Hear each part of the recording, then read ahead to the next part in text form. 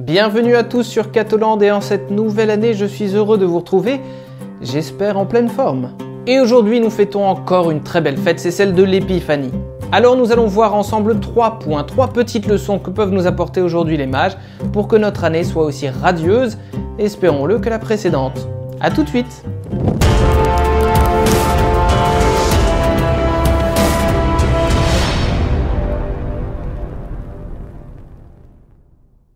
Alors juste avant de commencer, et en vous laissant quelques secondes encore pour vous abonner à Catholand, je vous rappelle quelques points importants sur l'Épiphanie et sur les fameux mages. D'abord, on ne sait absolument pas s'ils sont 3, 5, 10, mais la tradition a fini par nous faire présumer qu'ils étaient 3 tout simplement, parce qu'il y a 3 cadeaux qui sont offerts à Jésus. Ensuite, Épiphanie veut simplement dire manifestation, sous-entendu manifestation du Christ. En Orient, c'est le 6 janvier que sera fêté Noël, mais pour nous, les catholiques, nous allons simplement fêter ce 6 janvier, la manifestation du Christ, aux nations païennes, c'est-à-dire à ces mages dont on ne sait pas s'ils étaient rois d'ailleurs, mais qui représentent certainement des étrangers. L'épiphanie ne se limite pas évidemment à la manifestation des mages, mais on parle aussi d'épiphanie pour le baptême du Seigneur Jésus au Jourdain et pour le premier miracle à Cana. Côté catholique, on insiste donc sur les mages. Venons maintenant aux 3 leçons dont j'ai parlé. J'en ai dit 3, mais en fait, il y en a beaucoup plus. Mais on va commencer l'année tranquillement. La première leçon, c'est que l'Épiphanie nous dit quelque chose de notre propre vocation chrétienne. Je reviens sur les cadeaux qui ont été faits à Jésus. Il y a de l'or, il y a de l'encens, il y a de la myrrhe. Vous le savez, l'or, c'est le symbole de la royauté, l'encens, c'est le symbole du sacerdoce et de la divinité du Christ, et puis la myrrhe, c'est le symbole de son ensevelissement, sa mise au tombeau, et donc de sa passion, de sa mort. Par l'or, il est roi évidemment. Par l'encens, il est prêtre bien sûr.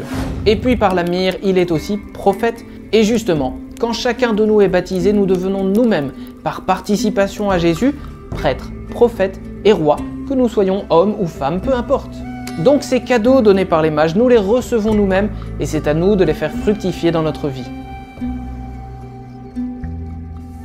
La deuxième leçon de l'Épiphanie, c'est que la foi est appelée à collaborer bel et bien avec la raison, avec l'intelligence.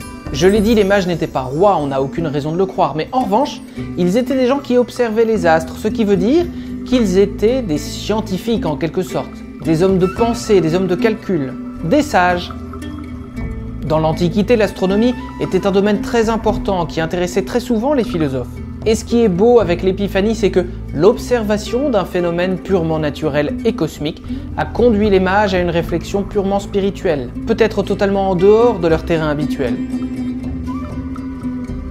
Avec les mages, on voit donc que la science et la raison non seulement sont compatibles avec la foi, mais en ont besoin d'une certaine manière.